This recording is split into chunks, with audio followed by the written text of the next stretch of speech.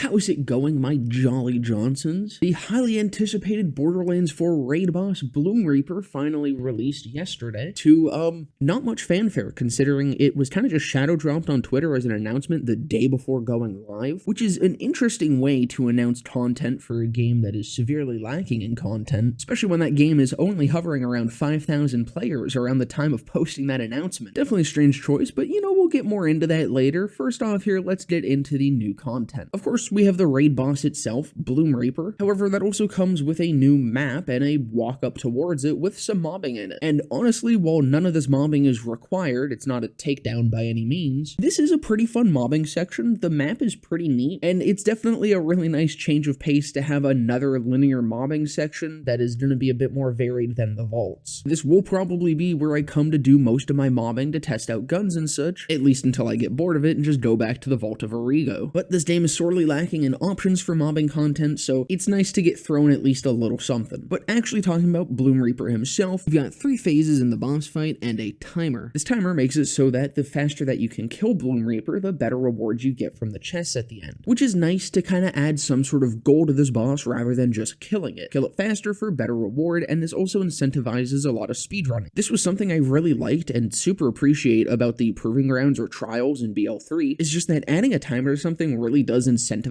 people to play it, and it gives a goal beyond just killing it to farm it, to push that time down even if someone's only tracking that time personally. But here you do also even get better rewards. The loot itself isn't entirely locked behind these rewards, however at Platinum you are guaranteed to get the sniper drop, but it is a nice little bonus if you're able to kill him quickly. And kill him quickly you can, but we'll get to that. As I mentioned, this boss has 3 phases. The first phase, Bloomreaper is planted, and you have to destroy a bunch of vile crystals before he will uproot himself. After uprooting himself, that middle platform that you were fighting him on previously will now be covered in thorns and be inaccessible to you. You'll have to jump down to some of the lower platforms and bounce around between those. This is where you get to just absolutely lay into him, beating him down to around 30% HP, where phase 3 begins, where he once again goes immune and covers the entire field in a sandstorm, making it incredibly hard to see even 2 feet in front of you. But once that immunity phase ends, you can kill him and win the fight. Now, as I said, you can kill Bloomreaper very fast, and even faster if you do enough damage to just completely bypass this 3rd phase, which I did, accidentally,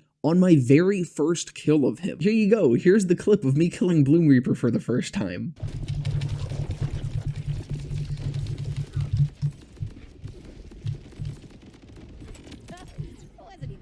Was that it?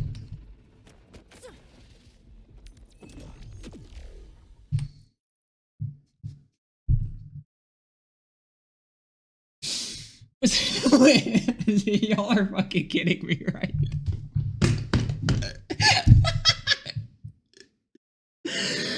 No!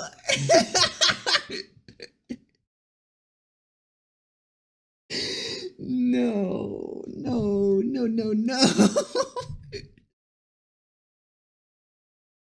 How did you get through the health gate? Is there supposed to be a health gate? I use stickies.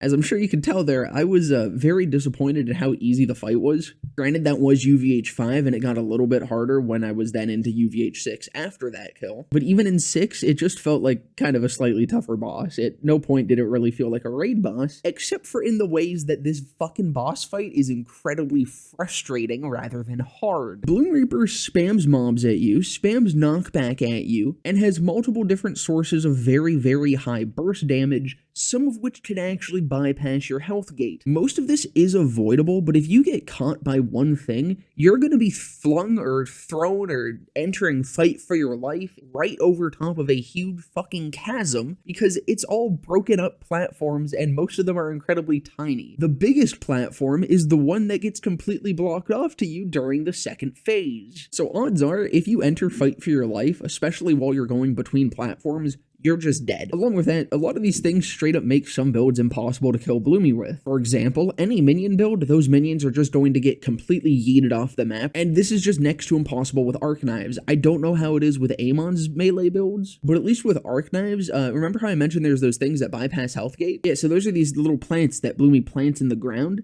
They have a hitbox, and arc knives really likes to just auto-target and dash you straight towards things that have a hitbox. So while you're trying to clear the vile crystals, Arc Knives is actually going to get a different idea the second one of those spawns and just launch you straight into it and kill you. I was not able to get past the first phase with Arc Knives. No wonder they added the face puncher in this patch. But you know what the single most frustrating thing about Bloomreaper is? It's that phase 3. Because one, not only does having this many immunity phases that take up this much time feel absolutely awful for a time trial, but being blind with all these enemies and all this knockback going on, while having to hover above tiny little fucking platforms, while ideally aiming for Bloomreaper's crit spot that hangs underneath him, while still not having a mini-map to know where you are or reorient yourself in any way at all whatsoever. This is easily the single worst thing about this boss fight, and it's got some problems. The vision radius needs to either be drastically increased, or this just shouldn't exist at all without a mini-map, and I'm kind of leaning towards that, because it really wouldn't be that bad with a mini-map, because we'd still have a point of reference for where the fuck we are, or if we're above a platform. But Gearbox seems to really not want to give us a mini-map, so just get rid of this phase entirely. It doesn't make it more difficult, it's just annoying. Now, as for the loot itself, I'm not going to go into too much detail here, because I want to keep this video kind of more on track about just talking about this patch and such. But we had a new class mod for each Vault Hunter. Bex got a Haruspex focused class mod, which is kind of cool. Rafa got straight up the driver class mod from BL3. So Rafa mains have fun being Zane. Amon got a really cool gun melee hybrid class mod that lets him increase the duration of his action stills, which is really cool. And Harlow got a Starship Troopers reference that puts points into a skill that is currently heavily bugged. The Undershield, where when an armor segment breaks, it grants Overshield. The Rainmaker, which is honestly literally just the boogeyman from BL3, except without the flying stalls on kill. The Mantra, which is a shotgun that shoots melee damage, it's the face puncher. Pretty telling that they added the face puncher with this boss that is unmeleeable, huh? And then we got two ordinances, a T-Door grenade, which is called the Urchin. This seems to be pretty similar to the electric chair from what I can tell from BL2, where it explodes and launches out a bunch of projectiles above it. And the Jet Setter, which is a heavy and is straight up the Globetrotter. Very cool. But that's kind of a shame because it's literally the coolest and it's an ordnance heavy, meaning that if you're not running an ordnance build, you're not really going to be able to get too much out of it. Oh, yippee, I'm so glad ordnance slots are the way that they are. Overall though, I think the class mods are pretty cool, but most of the other gear is honestly kind of lame for this being raid boss specific gear. The craziest thing is the Globetrotter, but like when I think about the gear that we got with Molly-1 Takedown or Guardian Takedown, all that stuff was like super wacky. Most of this gear is pretty generic stuff. I mean, honestly, if the Rainmaker was just straight up the boogeyman, I'd probably have a better opinion about this, but just being a high fire rate sniper rifle that doesn't consume ammo is somewhat lame to me, which it really shouldn't be that way. One of my most used builds is Bloodshot. This thing's gonna absolutely shred on that, but I'm just not excited by it. Now let's talk about the rest of the patch, and there really isn't much to talk about patch-wise. We got UVH6, which is just another UVH level. Only thing to really note with that is we now have a single UVH6 locked firmware, which focuses on still damage, which you know would be great for arc knives, but I ain't ever getting arc knives to UVH6. And then pretty much the rest of the patch was pretty minor overall changes and bug fixes, and the only like Vault Hunter specific stuff was kind of just a lot of damage buffs to different things, which is incredibly disappointing. I mean, I don't want to repeat myself too much. If you've seen my last video, you know what I'm going to talk about here, but these aren't the changes that we need in patches.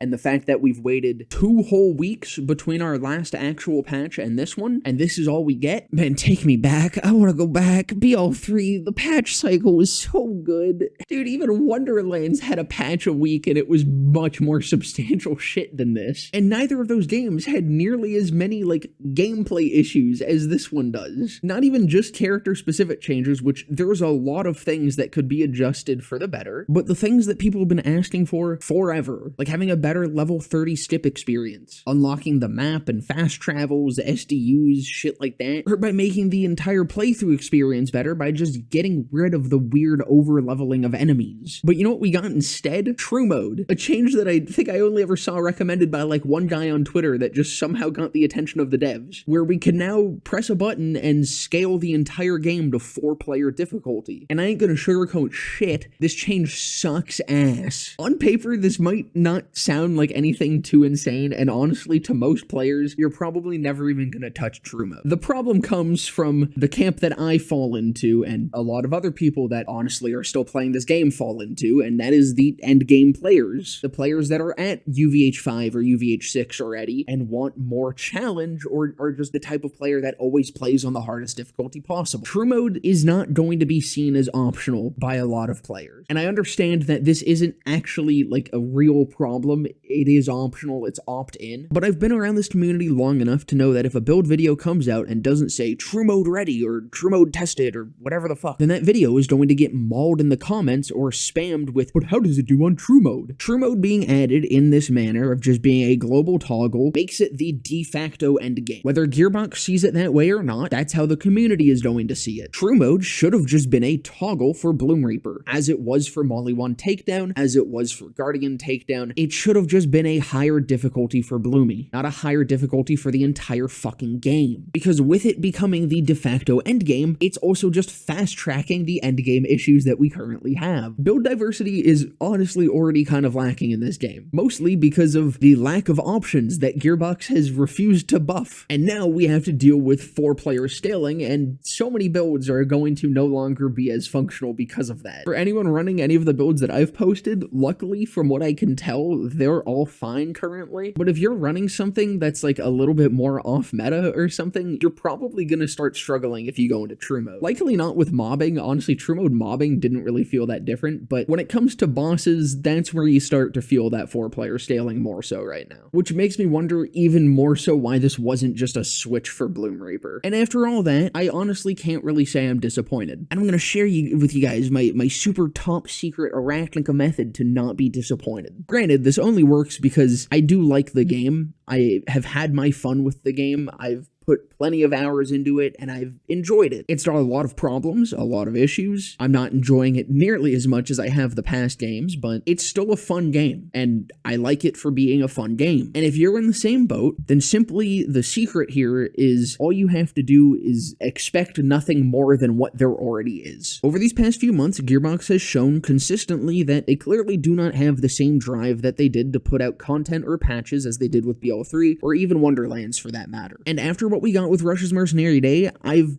come to accept that. We are not getting the same cycle as we did with BL3, it's just not happening. Borderlands 4 is what it is, and it's not gonna change. It'll probably be a really long time, if ever, before we get those scaling changes for new playthroughs, before we get a better level 30 experience, before we get major skill tree overhauls or massive buffs to things that are drastically underperforming, and we're just gonna have huge droughts between content because they're just gonna hold off on patches for each major patch, and those major patches are gonna be pretty minor. But again, it is what it is. This is how BL4 is. Either enjoy it for how it is, or don't. And personally, while I'm still probably going to be playing and streaming BL4, I don't know if I have any sort of drive to make content on it. So I'm so sorry for anyone who was maybe new and came to this channel with BL4, but I'm taking a break at least until either cash comes out or we get new level caps. Because as it stands currently, pretty much all of the really cool build ideas that I have and the synergies that I want to use are locked behind level cap increases. And outside of build videos, I don't really have interest in making other content for BL4. I will keep my mobile fire pages for all my builds currently up to date, but I mean, honestly, it's already been quite some time since I've posted a build video anyways, and I kind of just wanted to actually put it out there why, and the fact that it's probably going to be quite some time before I post another. Thank you everyone who stuck around though. Thank you everyone who is going to continue watching. I greatly appreciate all that. That is going to about do it for this video. I hope you guys enjoyed. If you did, definitely consider leaving a like, comment, subscribe, all that. Down in the description will be a link to my Twitch channel where you can follow to be notified of when I go live, and just below that is a link to my Discord server where you can come and join and hang out. But with that all being said, I hope to see you guys in the next one.